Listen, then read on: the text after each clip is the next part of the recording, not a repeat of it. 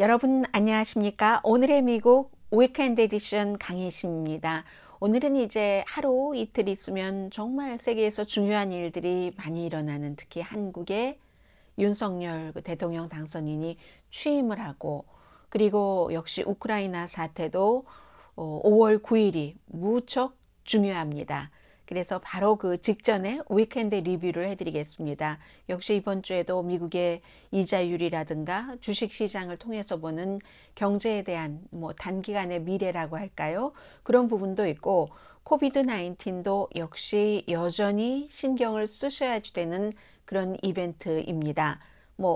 전염병에 있어서의 이벤트, 그리고 또 뭐가 있을까요? 예비선거도 좀 시작됐고, 트럼프 전 대통령의 입김도 서서히 드러나기 시작하고, 무엇보다도 또 연방대법원의 낙태권 판결에 관한 초안이 발표된 것은, 이것은 제가 정규방송 시간에 전혀 미처 전해드릴 수 없었던 그런 부분, 미국의 정말 뿌리 많은 것을 흔들 수도 있고 미국이 다른 국가가 될 수도 있는 시작이기도 합니다.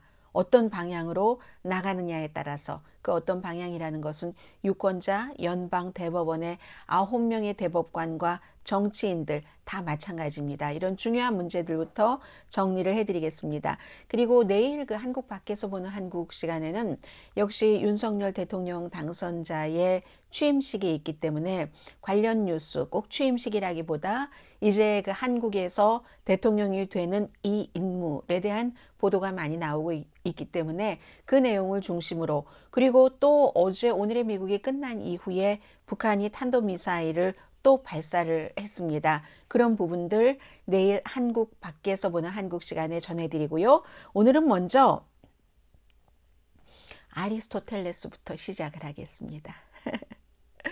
아리스토텔레스 하면은 몇 가지 아주 누구나 다 알고 있는 중요한 말들이 있는데, 아리스토텔레스가 낙태에 대해서도 말을 했다고 하네요. 저도 이번에 처음 알았는데, 원하지 않는 아이를 낳는 것보다 낙태를 하는 것이 덜 잔인하다. 그 아이에게 덜 잔인하다는 얘기가 되겠죠. 여러 가지 케이스가 있을 수 있겠습니다만은, 원치 않는 아이를 낳는 것보다는 낙태가 덜 잔인하다고 생각한다. 아리스토텔레스의 이 말을 여러분들께서는 각자의 그 시선에서 각자의 갖고 계시는 평소에 낙태에 관한 생각, 그리고 다른 사람에 대한 배려 등등으로 느끼시리라고 생각이 됩니다. 서구 사회는 이 문제를 2000년 넘게 논쟁을 해왔습니다. 그리고 이제 대부분의 서구 민주주의는 당연히 지금 진보의 입장과 그런 쪽으로 많이 나가겠죠. 1994년도 이후에 세계에서 낙태에 관해서 뒤로 돌아간 국가는 몇 국가 되지 않거든요. 국가가 여성의 몸을 컨트롤해야지 된다 하고 믿지 않는 거죠. 그 같은 추세는, 그렇지만 보수에서는 어떠한 낙태도 살인이다.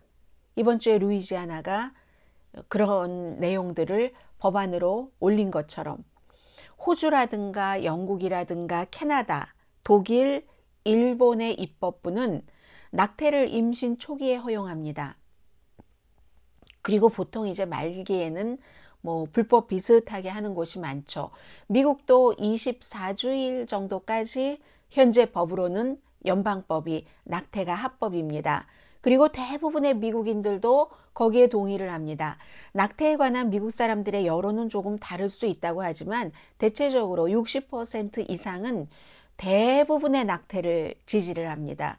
왜냐하면 여성이 결정을 해야 되고, 여성과 그 가족이라든가 남편이라든가 남자친구라든가 그런 개인적인 문제다. 국가가 관여할 일이 아니라고 생각을 하는 거죠. 그런데 이 이슈 때문에 나라가 두 동강이 나버린 겁니다.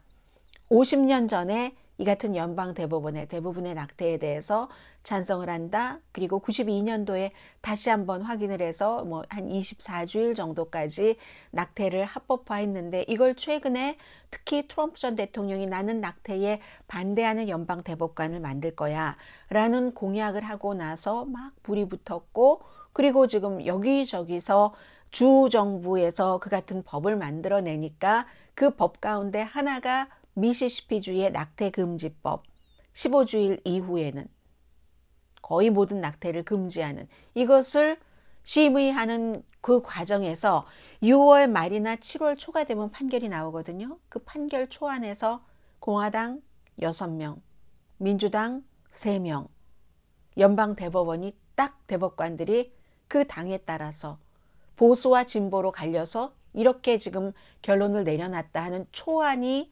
새어나와서 리크돼서 폴리티코가 제일 먼저 보도하고 세계에서 이게 빅 이슈가 된 건데, 그러면 50년 전에 낙태가 연방 대법원에서 합법화했는데 그 대법원, 똑같은 대법원에서 이걸 뒤집으려고 한다는 거고, 세월은 50년이나 흘러서 세계 많은 나라가 점점 더 카톨릭 국가도 아일랜드까지도 낙태를 합법화했는데 반대로 간다고 하는 것이고, 그러면 당장 이번 중간선거에는 10년 뒤에 50년 뒤에는 어떻게 될까요? 제가 이번 중간선거는 잘 모르겠습니다. 왜냐하면 공화당도 이것을 활용하려고 하고 민주당도 활용하려고 하고, 또 이 이슈가 본인에게 너무 중요하다면 유권자들도 공화당이건 민주당이건 나가서 투표를 하겠죠.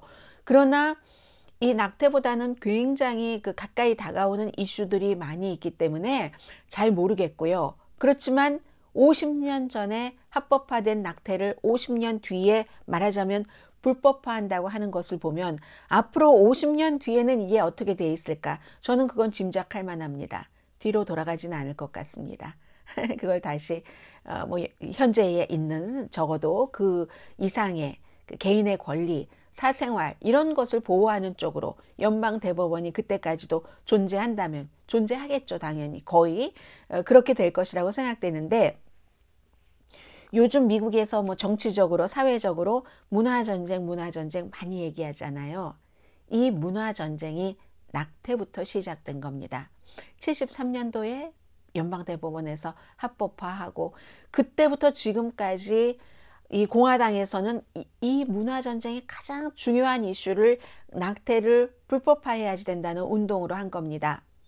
아마 공화당인 여러분들께서 굉장히 존경을 하는 로널드 레이건 전 대통령이 이 낙태법, 반낙태법을 들고 나오지 않았으면 대통령에 당선되지 못했을 가능성이 아주 높습니다.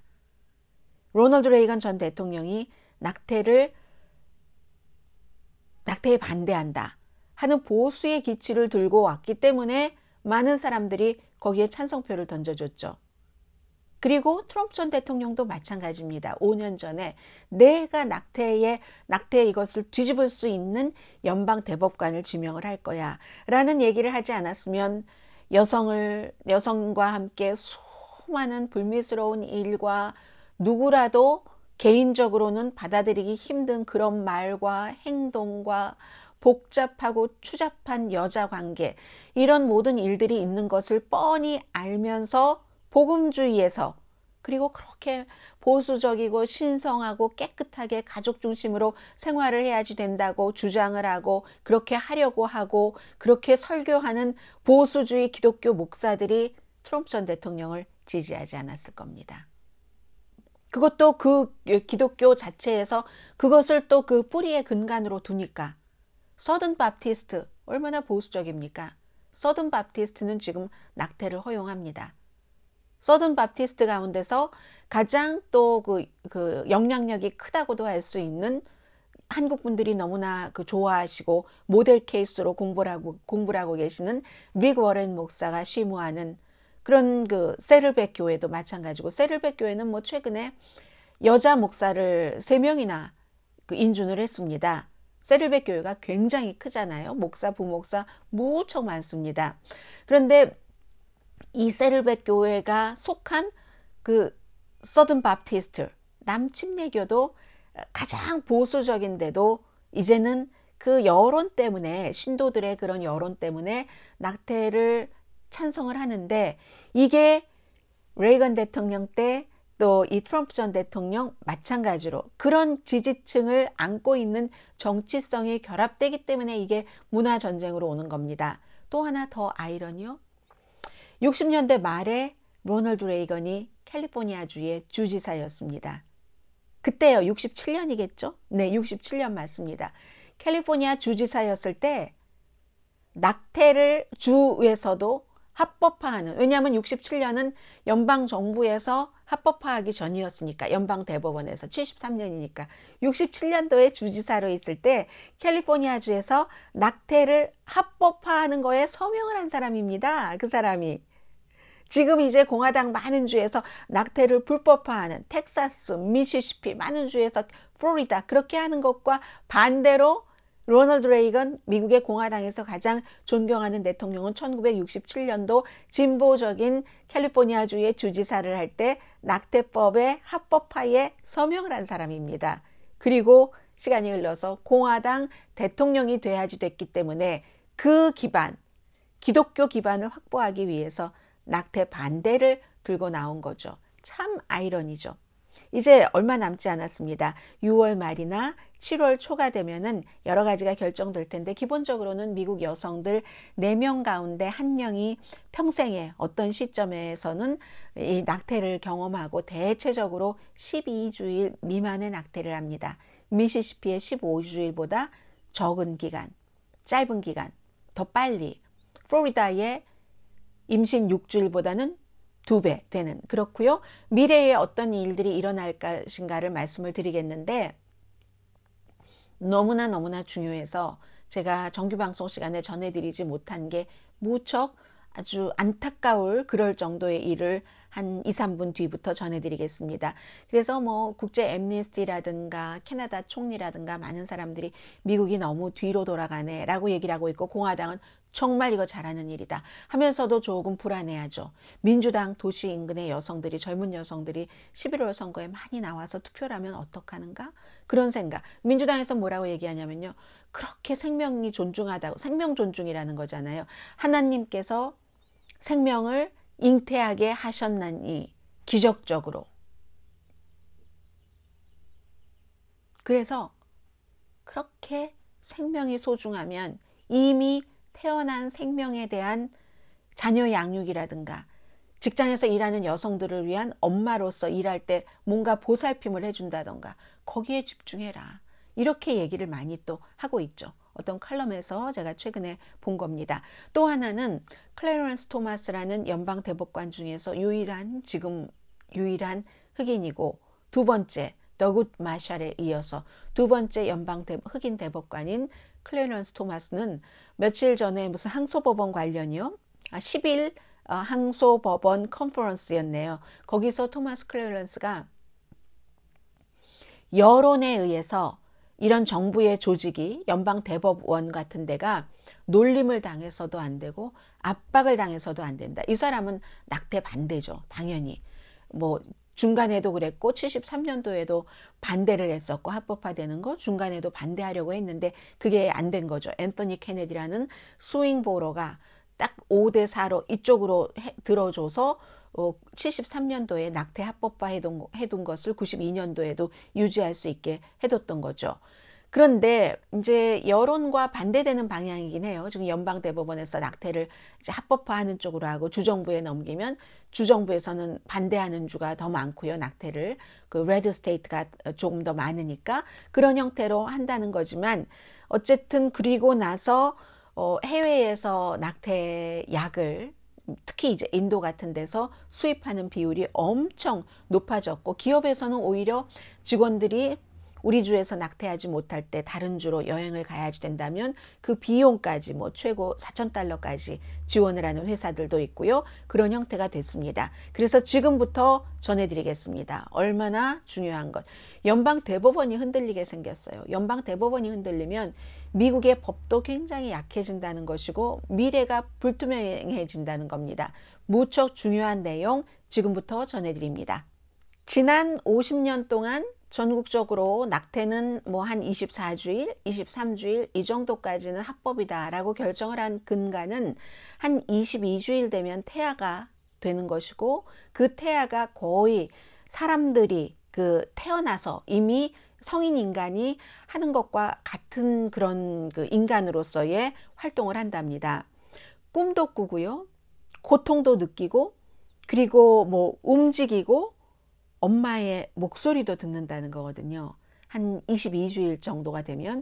그래서 이제 그 이후에는 이건 생명이기 때문에 끊을 수는 없다, 이렇게 되는 거고, 그리고 이제 낙태하는 여성들은 대체로 너무 어렸을 때 여러 가지 원하지 않는 임신을 했다든가, 아리스토텔레스의 얘기처럼 원치 않는 게 아이를 낳는 것보다는 그런 경우에 여러 가지 상황에 따라서 낙태가 덜 잔인하다라고 얘기한 그런 경우, 그렇게 해서 낙태들을 하는데, 가난한 여성의 경우에 이제 이게 불법화가 되고 우리 주에서 하지 못하고 하면 시간도 없고 돈도 없으니까 다른 주까지 가서 하기가 굉장히 어려운 것이고, 그리고 그로 인하여 임신 관련 사망은 20% 정도가 늘어날 것으로 봅니다. 낙태약이 대체적으로 안전하다고는 하지만 모든 여성들에게 똑같이 적용되는 것도 아니고, 만일의 사태에 또 병원에도 가야 되고 의사의 진료나 진단이나 처방이나 이런 것도 받아야 되는데, 그 자체가 낙태가 불법화되면 그것 역시 불법화될 것이기 때문에 현실적으로는 이런 얘기가 있고요. 그리고 아유 또 쓰레기차 왔어요. 그냥 할게요. 판사가 마음을 바꿀 수도 있습니다. 그런데 클래런스 토마스 그 연방 대법관이 그렇게 해서 우리를 압박을 줘서는 안 되고 우리도 바꿔서는 안 된다라고 얘기를 하긴 했습니다. 어쨌든 그렇더라도 이번에 이게 연방 대법관 9명 가운데 찬반이 어떤 형태로든 5대4로 나오는 게 아니잖아요. 아주 분명하게 공화 6, 민주 3, 그리고 역시 이 가운데서 3명은 최근에 트럼프 전 대통령이 지명을 한 닐 고서치, 브렛 캐버나우, 에미 코니 베렛, 이 세 사람 들어오자마자 에미 코니 베렛은 1년도 채우지 않고 이걸 바로 이런 형태로 결정을 해버리는 거기 때문에, 이건 50년 동안을 이 정도로 빨리 바뀌면은 국가 자체도 그렇고 연방 대법원도 그렇고 완전히 두 개의 블록으로 분열된 위협이 있는 겁니다. 바이든 대통령이 얘기를 하는 것처럼 여기서 끝나지 않을 확률이 높고, 그 다음은 동성 결혼을 다시 금지한다던가 피임도 막는다던가 이런 형태로 해서, 총기도 마찬가지죠. 해서 캘리포니아주에는 낙태 찬성하고 그런 사람만 산다던가, 캘리포니아에 살고 있는 사람은 그러면 보수가 보수 쪽으로 나오면 우리도 그럼 우리 마음대로 연방 대법원에서 저렇게 하면은 우리도 주법으로 그냥 알아서 하겠어 하면서 캘리포니아주에선 아무도 총을 가질 수 없다던가, 그러면 총 가진 사람들은 정말 드글드글 텍사스주에만 몰려 살고 캘리포니아주에는 드글드글 낙태를 지지하는 사람들만 몰려 살고, 이게 국가가 되겠습니까? 유럽연합이라는 곳은 미국과 유럽연합이 조금 다르죠. 같이 구성을 하면서 따로 하는 이런 것처럼, 미국이 연방이 주의 법이 있고 그런 것을 허용하는 한에서 연방이 중요한 것은 딱 묶잖아요. 연방 낙태법, 이민법도 연방법이죠. 다른 주는 주마다 법이 다르지만, 주마다 다른 법은 다르지만 연방법에 따라야 되는 거잖아요. 이민법은 그런 식으로. 그래서 이 연방 대법원이 지금까지는 뭔가 의회에서 하지 못한 것을 중재에서 최종 판결을 내리는 것처럼 했는데, 마치 법을 휘두르는 것처럼 될 수 있다는 겁니다. 그러면 주정부는 주정부 나름대로 이산화탄소 배출 문제에 대해서도 모든 그래서 결국은 사실은 이 문제가 의회에서 이런 것을 해결하지 못했기 때문에 연방 대법원으로 가는 게 사실입니다. 그런데 요즘은 의회에서도, 물론 의회 자체는 사람들이 뽑으니까 그 숫자 다수결에 따라서 뭐 다소 굉장히 극단적이라 할지라도 사람들이 뽑은 대표가 정한 거니까 그렇다 할 수 있다 하더라도, 그렇게 해서 대통령이 뽑은 연방 대법관이 여론과 전혀 다른 법에만 하겠다 하면서, 그런데 그 법도 본인들이 정한 것을 뒤집는 거잖아요. 50년 뒤에. 그것도 더 현대로 가는데, 현대와는 좀 반대되는, 다른 나라와는 반대되는 방향으로 가는 건데, 의회에서 그럼 해결하지 못한 직무유기한 이런 많은 이슈들이 연방 대법원으로 오면 이 사법부의 최고의 대법원에서는 계속 본인들의 개인적인 정치 성향에 따라서 이걸 그렇게 가져갈 것인가, 미국이 사법부 독립이라는 개념을 깨트린다는 겁니다. 왜냐하면 대통령이 대법관을 그 지명을 할 때부터 딱 그 공화당은 다수당일 때, 상원이 다수당일 때 연방 대법관을 인준하는 1년 동안이나 1년 이상을 이 오바마 1년이에요. 거의 1년입니다. 왜냐하면 2월인가 1월부터였으니까 선거는 11월이니까 그때부터 안 해주고 있다가 트럼프 되자마자 해준 거잖아요. 3명 주르륵 하는 형태로. 그랬기 때문에 사법권이 굉장히 독립됐구나. 우리는 저 종신제인 저 9명의 연방 대법관의 판단을 존중해야 하는 개념을 무너뜨리는 거죠. 미국의 보수들도 트럼프 전 대통령을 좋아하지 않는 보수도 있습니다. 그러나 그 사람들이 지금까지는 대체로 특별한 경우를 제외하고는 연방 대법관 그 판사의 판결을 존중을 했거든요. 그랬기 때문에 이번에도 역시 트럼프 전 대통령이 아무리 때를 쓰고 내가 대통령이야 바이든이 부정선거야 라고 해도 연방 대법원에서 안 받아주니까 거기까지는 안 받아주니까 안 된 것이고, 알고와 아들 부시의 그 싸움에서 연방 대법원이 그 플로리다주 그쪽에 대법원이 아무튼 부시 편을 들어주니까 정리가 된 거잖아요. 그런데 앞으로는 이런 문제 여론과 영 다른 방향으로 나간다면, 여론이 무슨 알고냐 부시냐의 표를 일일이 세워볼 수는 없지만 낙태 같은 것에 대해서는 본인들의 의견을 가질 수 있죠. 이 여론과 전혀 반대되는 방향으로 눈에 빤히 보이게 그렇게 정치적으로 하면은 어느 누가 연방 대법관을 존중을 하겠습니까? 본인들이 갖고 있는 그 권한, 종신제라는 권한, 책임, 이걸 다 무너뜨리고 내려놓을 수 있다는 거죠. 그래서 전통과 선례에 따르는 건데 이건 전통을 완전히 무시한 것이고, 이 연방 대법원에 지금 이제 대체적인 시각이 그렇다는 겁니다. 그럼에도 불구하고 이게 정말 잘한 것이야 하는 사람들이 무척 많은 것도 사실이고요. 아무튼 이코노미스트는 이런 지적을 하네요. 연방 대법원에서 자제해야지 된다. 법원에서 의회에서 매듭을 풀지 못한 것을 법원에서 매듭을 풀어야 되는데, 법원에서는 그들의 시각, 권력을 이용해서 아주 일반인들의 생각과 전혀 다른 방향으로, 시대착오적인 방향으로 나간다면, 그럼 이 연방 대법원 자체도 파워풀한 그런 그 종신제의 권력기구로 인식이 되고야 말 것이다.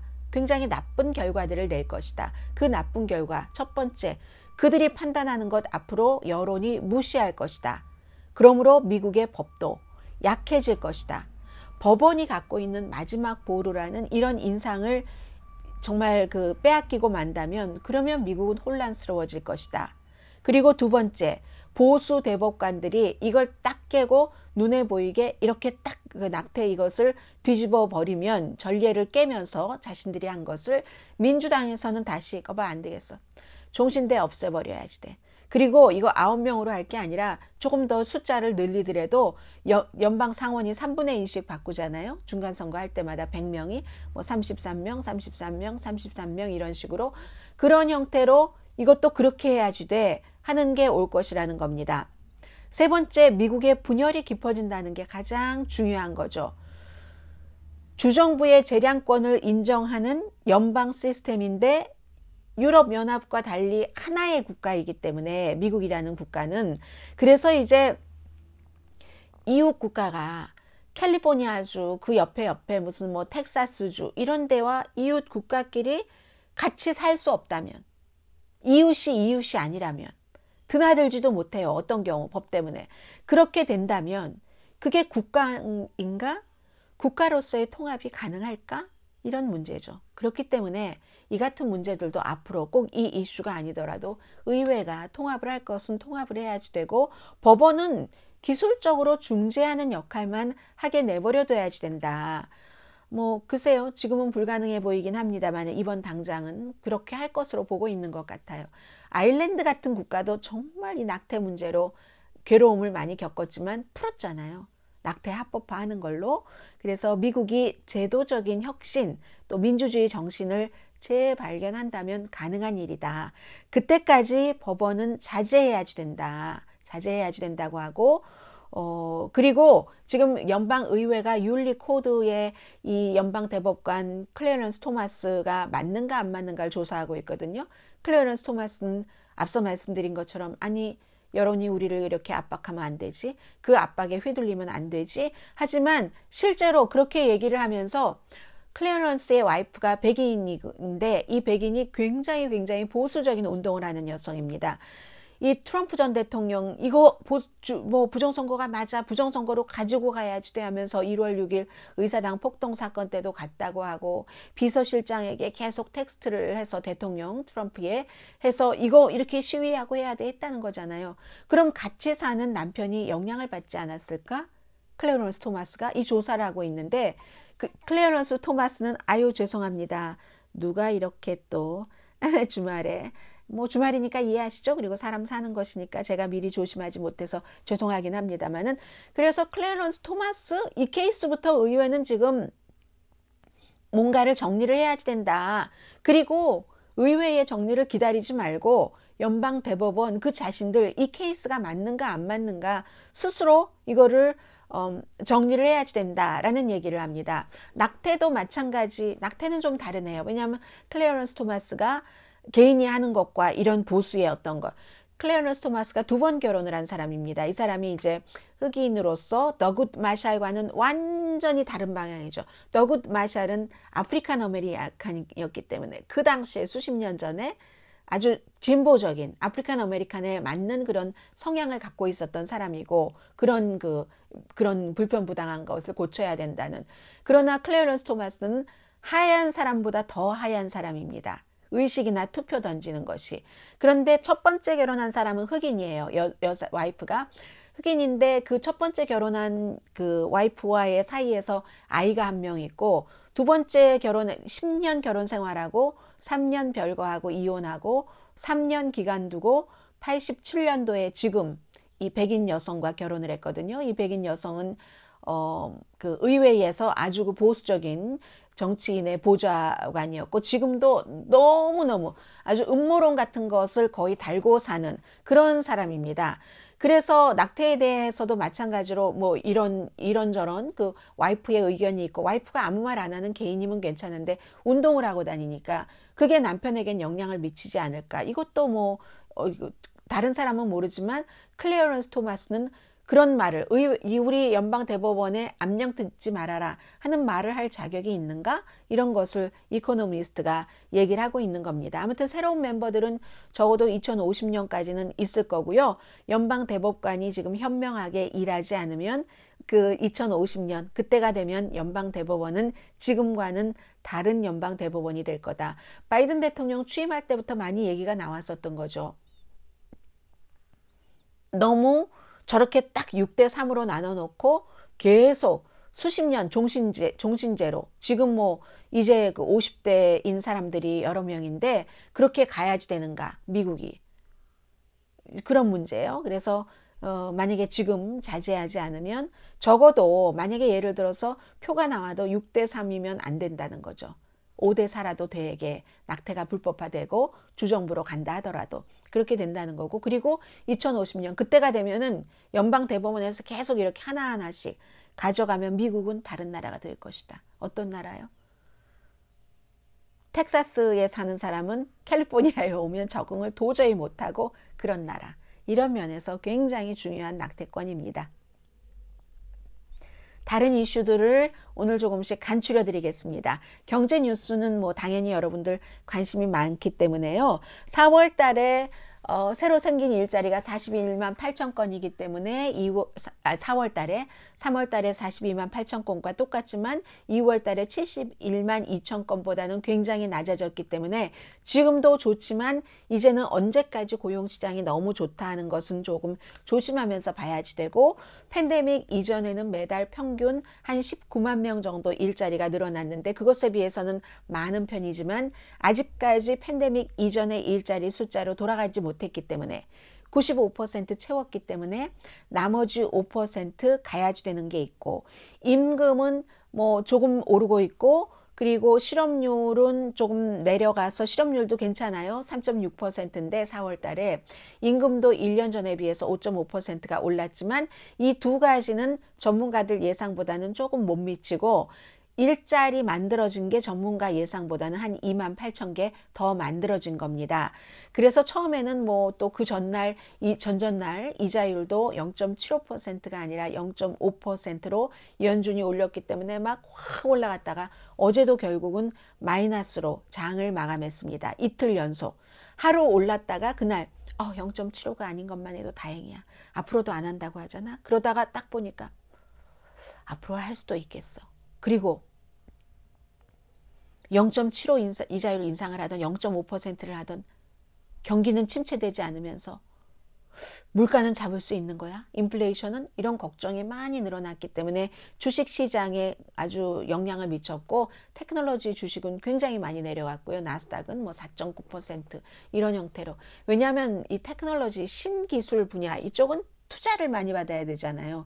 그런데 미국에서 누가 투자할 때 내가 집에 53억 2,400만 달러를 갖고 있어. 그 가운데 반 무슨 52만 얼마를 투자하겠어. 이렇게 안 하잖아요. 다 대출 받아서 하고 하는데 대출 받아서 하면 이자가 비싼데 그 큰 돈을 엄청난 투자금을 그 비싼 이자를 내고 모험을 하는 것이 쉽겠는가? 쌀 때는 괜찮지만 그래서 기술주들이 많이 내려간 거고요. 그런저런 불안감이 주식시장에만 있는 게 아니라 일반인 사이에도. 물가가 언제 내려가려나? 언제요? 사람들이 좀 밖에 나가서 돈 좀 잘 안 쓰고 공급망 해결되고 우크라이나 전쟁 어느 정도 해결되고 그런 때죠. 올해 안에 그렇게 되기는 쉬워 보이지 않죠? 2% 이 정도까지 가지기는 쉽지 않고 그래도 아직 시중에 캐쉬는 많이 남아서 사람들이 집을 살 때 캐쉬 주고 사는 사람이 28%라는 것 이것도 언젠가는 끝나겠죠.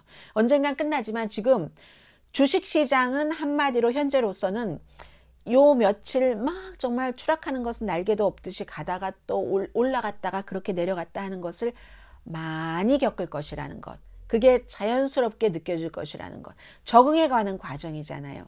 이자율도 그렇고 모든 것에 있어서. 그리고 주택시장도 금방 확 값이 떨어지지는 않는다. 공급이 맞춰지질 않기 때문에 이렇게 보셔야지 되는 겁니다. 그렇기 때문에 할 수 있는 모든 일을 뭐 대통령으로서도 연준 의장으로서도 해보지만 세계적인 분위기 이미 글로벌 그 무역이고 하기 때문에 그런 것들이 발맞춰서 맞춰줘야지 된다. 여기까지 그 정도로 이제 준비를 하고 계셔야지 되는 거라고 생각하시면 됩니다. 선거에 대해서는요. 가장 이제 예비선거가 시작됐기 때문에 오하이오주의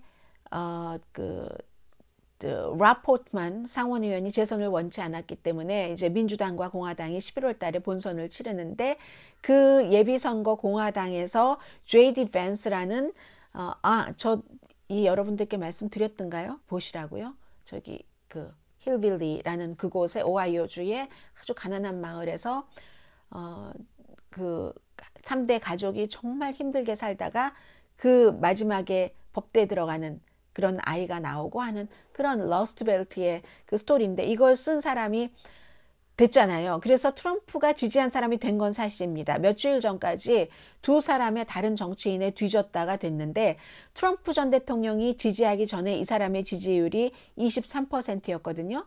트럼프 전 대통령이 지지하고 나서 32%가 됐으니까 9%포인트 증가한 겁니까? 몇 주일 사이에 그랬고 그래서 결국은 9%포인트 증가했다는 겁니다. 그러면 이 사람이 32%의 지지로 예비선거에서 당선됐으면 68%는 트럼프가 지지를 했어도 나는 그 사람 지지 안 해. 한 공화당이 68%라는 겁니다. 포커스를 트럼프가 지지한 사람이 됐어? 얘 맞추느냐? 트럼프가 지지했는데도 68%는 지지를 안 했어. 표를 안 했어. 그 사람에게. 여기에 포커스를 맞추느냐에 따라서 다르기 때문에 이거 조금 봐야지 되는 문제인 것 같고요. 그리고 이제 아무튼 트럼프 전 대통령 자신은 만약에 2024년도에 예비선거에 나오면 공화당 후보는 된다. 확실하다. 이런 거는 날이 갈수록 다져지는 일이고요. 그렇지만 중요한 건 그 본선에서 되느냐 마느냐이기 때문에 그래서 예비선거는 이제 시작됐다 정도만 말씀을 드립니다. 또 하나 이번에 이 내용을 이거 간단히 전해드릴게요. 올해가 아니라 이달이 아시안 태평양극의 미국인의 문화유산의 달이기 때문에 소수인종 하면 이제 흑인이 맨 앞에 나오잖아요. 사실은 이 문제도 백악관 그 새로운 대변인과도 연관이 있는데 우선 그 에이시안 퍼시픽 아일랜더 얘기부터 말씀을 드리겠습니다.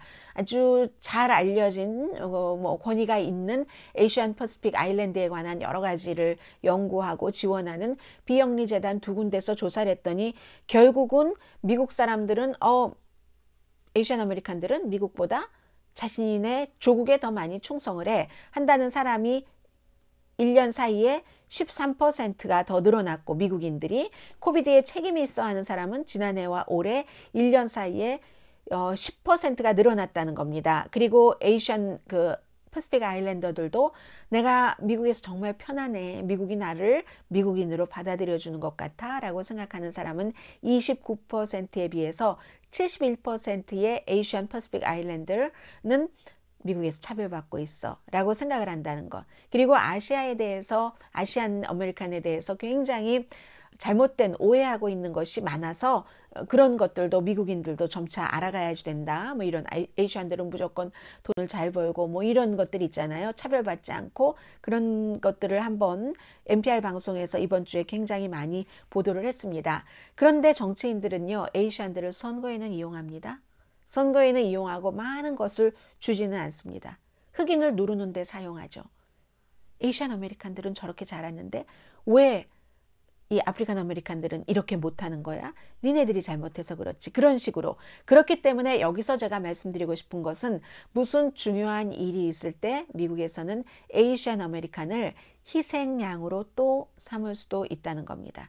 에이시안들을 봐. 잘하는데 하면은 다른 에이시안 아메리칸들은 워낙에 부지런하니까요. 교육 수준도 높고 하니까 돈도 잘 벌고 하는 건데, 그렇지 않은 성향이 다른 거잖아요. 하루 벌어서 하루 해피하게 살자 하는 성향의 민족과 에이시안 아메리칸과 미리미리해서 저축하고 뭐 미래를 보자 하는 게 다르기 때문에, 그런 사람들이 뭐 백인이 주도권을 잡았으니까 똑같은 조건에서 에이시안 아메리칸은 되는데 너희들은 왜 안 돼? 이렇게 얘기할 때 그쪽 소수인종이 에이시안 아메리칸을 미워할 수밖에 없다는 거. 그래서 정치적으로 이용당해서는 안 된다는 것을 말씀을 드리고요. 또다시 희생양으로 삼을 가능성이 많으니까. 4.29 폭동 때도 그랬고요. 코비드 19 때도 그랬습니다. 정치인을 조심해야 된다. 그리고 또 하나는 에이시안들끼리 싸우는 것을 조심해야 된다. 정치인들끼리도 에이시안들끼리 싸우잖아요. 서로 백인과 대적하기는 너무 힘든 것 같기도 하고 그런 부분도 없지 않아 있습니다. 그러니까 에이시안들끼리 지역구가 비슷하면 대적할 수 있잖아요. 상대가 한 말을 많이 왜곡해서 에이시안들끼리 싸워서 서로 깎아먹는 이런 일도 안 해야지 된다. 힘이 없는 민족끼리는 뭉쳐야죠. 그래서 힘을 키워야죠. 그리고 나서 힘없는 민족을 룩다운하면 안 되죠. 도와줘야죠. 네, you made me 이렇게 raise me up 하는 그런 것을 해야지 되고, 그런 면에서 백악관의 최초의 흑인 뭐 여성은 많았으니까 여성 공개적인 또 동성애자이기도 합니다. 카린 장 피에르 백악관 이제 5월 13일에 현재의 존 사키 대변인이 그만둔다고 하니까 오는 바로 이 장 피에르 카린 장 피에르는 흑인, 여성, 동성애자 모든 소수가 다 결합된 사람입니다. 44살입니다.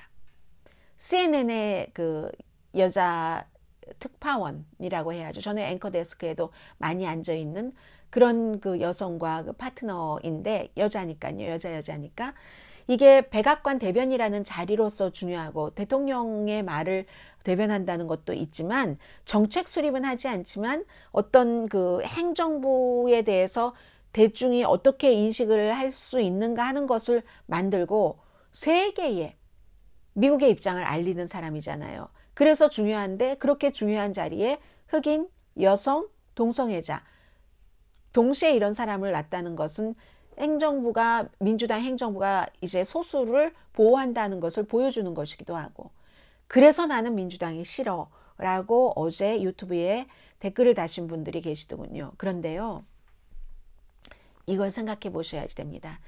이 달이 에이시안 퍼시픽 그 아일랜더 그런 그의 문화유산의 달이라고 하지만 우리들은요, 에이시안 아메리칸들은요, 흑인, 크게 말해서 여성, 그리고 동성애자 그룹보다도 정치적으로 약한 겁니다. 동성애자 그룹이 굉장히 강하기 때문에, 그리고 동성애자 가운데서 교육을 많이 받고 수입이 많은 사람들이 무척 많거든요. 로스앤젤레스에서 부자 동네가 이스트 LA입니까? 웨스트 LA입니까? 웨스트 LA. 산타모니카, 웨스트 LA, 웨스트 헐리우드, 그리고 무슨 뭐 베버리 힐즈, 뭐 벨에어, 이런 지역에 동성애자들이 많이 살고 있거든요. 그래서 미국에서는 그 모든 인종만 딱 떼서 보지 않을 때 소수로 다 똑같이 볼 때는 이게 이 에이시안 아메리칸이라는 소수 인종이 그런 다른 흑인이나 이런 사람들이 거쳐가고 나면 그 뒤에 그 파워가 우리에게까지 지금까지 왔구나. 지금부터는 우리가 더 많이 우리 것을 힘을 만들면 되는데, 그래서 어떠한 소수라도 소수가 힘을 가질 때 그래서 난 민주당이 싫다니까 이렇게 얘기할 게 아니라니까요. 여러분 혼자는 that's okay. 그러니까 혼자세요. 자녀분도 있잖아요. 자녀분 없으시면 여러분 조카 있잖아요. 그런데 그 조카가 이렇게 뭐 흑인, 여성, 동성애자 그런 소수보다도 더 아래서 대우받는 거 원하십니까? 아니죠. 어떤 소수라도 미국에서 힘이 강해지면 에이시안 아메리칸이라는 우리의 힘도 강해진다는 연결이 저는 뉴스를 하면서 됐습니다. 그런 뜻에서 또 백악관의 이 대변인의 그 뉴스를 제가 좀 다른 미국 매체보다 조금 더 강하게 전해드려야 되겠다, 그런 마음이 있었던 것도 사실이고요. 코비드 19 조금 말씀드리겠습니다. 백악관이 어제 오후에 코비드 19이 올 가을에 미국 인구가 3억 3천만 명 정도인데 1억 명 정도가 감염될 수 있다라고 경고를 했습니다. 물론 1억 명 정도가 감염된다고 해서 모두가 다 막 힘들게 고통스럽게 비교환이 일어나는 그런 형태는 아니고요. 이 오미크론의 변이가 나와서 그럴 수 있다. 여러 가지 날씨라든가 굉장히 추울 것이라고도 하고요. 그런 것 때문에 데이터를 점검을 해서 한 건데 그렇지만 어쨌든 오미크론에 대한 이 면역 같은 것도 뚫고 들어갈 수 있다. 이런 것들을 지금 굉장히 많이 얘기를 하고 있습니다. 그런데 사실은 오미크론의 기원조차 지금 밝혀내지 못하고 있는 상태이기 때문에 컬럼비아 대학교의 전염병 학자인 그 베프리 샤먼 박사 같은 경우는 그것도 추측일 뿐이다. 변종을 예측한다는 것도 완전한 추측이다 라고 얘기는 합니다만은 지금 이미 캘리포니아주에서는 다시 코비드 19 감염자가 늘어나고 있거든요. 그렇기 때문에 지금 부스터샷, 두 번째 부스터샷을 맞아야지 되는가 아닌가, 여기에 대해서 많은 분들이 얘기를 하시는데 벌써 5월이잖아요. 5월 10일이면은 곧 5월 중순이 되고 5월 말이 되고 가을 겨울 오고 하니까 조금 그때까지 조금 기다렸다가 건강하신 분들은 맞으시는 것도 괜찮을 것 같다. 그러나 여기에 대해서 신경은 쓰고 계셔야지 되겠다. 이렇게 말씀을 드립니다. 그리고 마지막으로 우크라이나 사태를 전해드리는데 이것도 역시 정규방송 시간에 여러분들께 정말 이상하다 이 내용 하면서도 전해드리지 않았던 것을 전해드리겠습니다. 푸틴이요, 이스라엘 총리에게 자신의 외무장관이 했었던 히틀러 발언에 대해서 사과했습니다. 러시아에서 그렇게 사과했다 이런 말을 하진 않지만 이스라엘에선 사과했다라고 합니다. 그 발언이라는 게 뭐냐면 러시아의 외무장관이 이태리 텔레비전 방송과 인터뷰를 하면서 아돌프 히틀러도 유대인의 피가 흐르고 있다고, 그 유대인의 혈통이 있다고, 그 얘기를 왜 하느냐면 젤렌스키가 엄마 아빠가 우크라이나 대통령이 유대인이기 때문에 유대인의 피가 흐르는 사람도 유대인을 그 학살할 수 있다. 유대인에게 고통을 줄 수 있다. 나치라고 하면서 나치로 막 지배하는 우크라이나를 해방시킨다고 특수작전을 하고 있다고, 군인이, 전쟁이 아니라 그렇게 국민들에게 러시아에서 방송에서 신문에서 라디오에서 얘기를 하고 있잖아요. 또 푸틴이 직접 입으로 말을 또 좀 길게 잘해요. 그렇게 하고 있는데 그것이 그렇게 그런 뜻으로 히틀러도 아돌프 히틀러가 유대인 혈통이라고 그러니까 이스라엘 사람들이 얼마나 화가 나겠습니까? 공식적으로 러시아 비판 안 하다가 비난을 해버렸잖아요. 그래서 그러니까 유대인을 가장 괴롭힌 사람은 유대인이다. 젤렌스키도 유대인을 괴롭힐 수 있고 지금 뭐 나치로서 행동을 하고 있어. 이런 거죠. 나프탈리 베넷 이스라엘 총리가 이 푸틴과 전화 통화를 하고 나서 사과를 받아들이겠다. 정리를 해줘서 고맙다. 이렇게 얘기를 했습니다. 그리고 이제 5월 9일 나치에 대해서 러시아가 이긴 날 2차 대전 때 1945년 5월 9일 그날에 대해서도 뭐 둘이 뭐 대화를 했다고 하고요. 그리고 소비에트에 살고 있었던 유대인도 나치에 의해서 학살도 당하고 고통을 너무 많이 당했는데 당시에 전쟁에 참전했었던 분이 계시다면은 살아계시다면은 이스라엘에 살고 계신 그 참전 용사에게 내가 너무너무 감사한다고 그리고 무슨 뭐 안부 좀 꼭 좀 전해주세요. 이 푸틴이 이스라엘 총리에게 그런 얘기도 했답니다. 이게 바로 젤렌스키 우크라이나 대통령이 이스라엘 총리에게 전화하고 나서 하루 만에 두 사람이 이스라엘 총리와 러시아 총리가 전화통화를 한 겁니다. 젤렌스키가 이게 말이 되느냐 항의 좀 하라 러시아에 이렇게 말한 뒤에 이스라엘은 러시아와 이제 최근에 뭐 시리아 문제 여러 가지 등등 뭐 이렇게 해서 특히 지난 4년 동안은 관계가 너무너무 좋았습니다. 좋았는데 이번에 러시아가 우크라이나를 침공하고 나서 처음에는 조금 균형을 맞추는 듯 하다가 지금은 약간 우크라이나 편을 드는 그런 그 입장이고요. 그리고 제가 놀랐다고 하는 것은 블라디미르 푸틴도 결국은 이스라엘이 굉장히 그 유대인이 강한 겁니다. 이 베넷 이스라엘 총리와 전화 통화를 해서 우리 외무장관이 그렇게 한 거에 대해서 사과했다고 하잖아요. 역시 이스라엘은 정말 뭐가 있기는 있는 그런 것을 받아내는 그런 그 국가인 거죠. 미국 사람들은 날이 갈수록 우크라이나를 지지하고 러시아 벌 줘야지 된다고 생각하고 그렇지만 아직까지도 미국이 전쟁에 직접 개입해서는 안 된다. 이런 건 70% 이상입니다. 그런 의견을 갖고 있는 사람들이.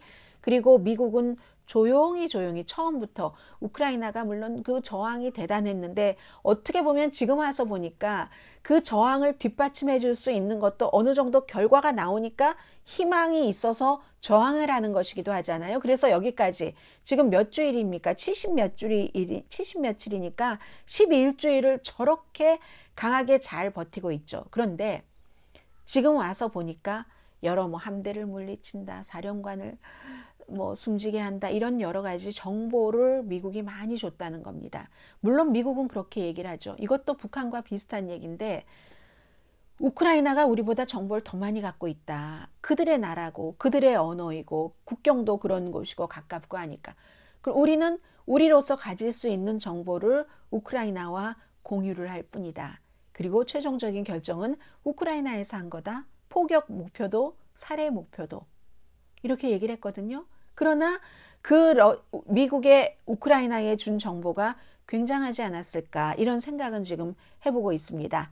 그래서 러시아는 이제 승리 없는 승리의 날을 5월 9일 맞을 것이고요. 그날 자체가 승리의 날이니까요. 나치로부터 승리의 한 날이고 푸틴이 연설도 할 거고 러시아로서는 가장 애국적이기도 하고 뭐 암울하기도 하고 승리의 날이기도 하고 그런데 여기에 대해서 군인을 총동원령을 내릴 수도 있다. 이렇게 생각하고 있는 사람들도 있습니다. 돈바스에서도 크게 이기지 못하고 있기 때문에. 우크라이나 사람들은 그 마리우폴이라는 지역의 제철소에서 지금도 뭐 전투사가 한 2,000명 있는 것으로 알려지고 있는데 항복하는 거 거부하다가 어제 토요일이에요. 그 날짜로 토요일에 민간인들을 지금 유엔이나 적십자사가 앞장서서 버스 들어갔다가 몇십 대가 그냥 나오고 하나도 못 싣고 나오고 이런 것을 반복을 했잖아요. 어제도 50명 더 나왔다고 하고 우크라이나 전투사들이 그 소셜 미디어를 통해서 우리가 백기를 들었다고 화이트 플래그를 들었다고 민간인을 내보내기 위해서 잠시 들고 내보내고 뭐 이런 형태로 계속 저항을 하고 있는 그런 상태고요. 그리고 러시아는 휴전 약속하고도 뭐 박격포도 쏘고 뭐 다 할 거 다 합니다. 뭐 트럭에 실은 라켓도 쏘고 공습도 하고 포병도 공격을 하고 이런 형태고, 우크라이나 정부는 국제사회에 우리의 그 전투사들도 대피할 수 있도록 도와주세요. 마리우폴이라는 지역 제철소 지하에 있는 2,000명 정도 남아 있습니다. 이런 얘기를 하고 있는데, 어제 힐러리 클린턴이 그런 얘기를 해요. 이 전쟁이 시작되고 처음에 여러분들께 제가 애틀란틱의 보도를 인용을 해서 전해드렸었던 내용입니다. 푸틴에게도, 그러니까 기본적으로 말하자면 기본적으로 체면을 차릴 수 있는 탈출구가 있어야지 될 텐데, 우아한 탈출이라고 할까요? 그런 게 있어야지 될 시점인데, 그걸 이제 서방 세계도 고민을 해봐야 된다는 거죠. 푸틴은 푸틴 나름대로 끝까지 갈 것인지 중간에 우아한 탈출을 할 것인지를 고민을 할 테고요. 지금 그 시점인 것 같고, 우크라이나는 어떠한 공격도 우린 받아들인다. 지금까지 이렇게 효과적인 방어를 11주일이나 했는데, 그렇지 않아요? 젤렌스키 대통령이 뭐라고 얘기를 했냐면, 얼마 전까지만 하더라도 또 그 침공을 중단할 때까지 휴전협정 안 하겠다 했는데, 어제는 다시 크렘린궁이 그 이전의 국경 정도까지 회복을 하고 또 러시아에 이동시킨 수천 명의 우크라이나인을 이 우크라이나로 돌려보내는 그 경우에만 휴전을 하겠다. 그러니까 문을 완전히 닫는 건 아니에요. 이렇게 말하든지 저렇게 말하든지 휴전을 해야지 끝나잖아요, 전쟁이. 그래서 제일 중요한 것은 전승기념일 연설, 푸틴의 연설입니다. 전쟁을 확대할 것인지 전쟁을 완화할 것인지를 그 연설을 들으면 전문가들은 분석을 할 겁니다. 그리고 앞서 말씀드린 것처럼 수십만 명의 병력을 다 징집을 해서 우크라이나로 보낼 것인지, 그럴 능력은 있는 것인지, 지금까지 이렇게 약했던 전력이 갑자기 모든 게 다 미러클처럼 해결되면서 강해질 것인지, 그럴 때는 정신이 있어야 되잖아요. 어떤 영혼의 정신이, 불멸의 정신이. 근데 지금 러시아는 그게 없어서 11주일을 이렇게 끌려왔는데 갑자기 그게 생길지는 모르겠습니다. 그래서 5월 9일이 굉장히, 월요일이 중요한 날이라고 말씀을 드리고요. 내일 이제 어머니 날에는 미국의 질 바이든 포스트 레이디가 슬로바키아 국경에 있는 난민촌에서 우크라이나의 어머니들을 만나서 허그도 하고 그런 것 하겠죠. 내일 어머니 날, 저는 이제 일찍 이제 해놓고 방송하고 이제 어머니랑 같이 뭔가를 하겠죠. 아무튼 내일 어머니 날도 오늘의 미국, 한국 밖에서 보는 한국 다시 뵙겠습니다. 지난주에도 제가 깜빡 잊었는데 오늘도 잊을 뻔했네요. 그래서 이런 표현들을 많이 하죠. 유엔의 무슨 인권 담당자도 그 비슷한 표현을 했는데, 사무총장이 지금 본인이 돌아보니까 우크라이나 그 아주 많은 곳들이 지옥이더라, 지옥 풍경이라는 표현을 했습니다. 그것도 시리즈로, 지옥 풍경의 시리즈구나. 부차 지역, 여기 가도 그 지옥 풍경이라는 그 단어가 있잖아요. hell, 지옥. landscapes, 조경, 전망할 때 hellscapes. 우크라이나는 아직 지금 지옥 풍경의 시리즈다. 이 내용 전하면서 내일 한국 밖에서 보는 한국 시간에 뵙겠습니다. 강혜신이었습니다.